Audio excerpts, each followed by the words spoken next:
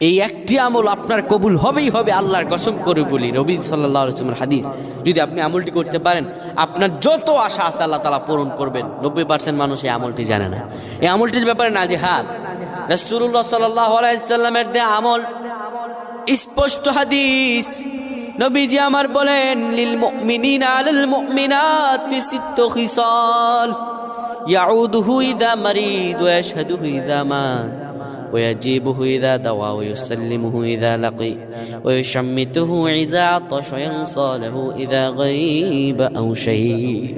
6টি কাজ যদি আপনি করেন, আল্লাহ রাব্বুল আলামিন আপনার শব্দ কবুল করবেন। 1 নম্বরে রোগী দেখতে যাওয়া, 2 নম্বরে রাস্তায় ক্ষতিকর বস্তু থাকলে তা সরিয়ে দেয়া, 3 নম্বরে জানাজায় শরীক হওয়া কোনো মুসলমান ভাই যদি ইন্তেকাল করে, 4 নম্বরে কেউ হাঁচি দিলে তার হাঁচির উত্তর দেয়া, 5 নম্বরে মানুষকে খাওয়া।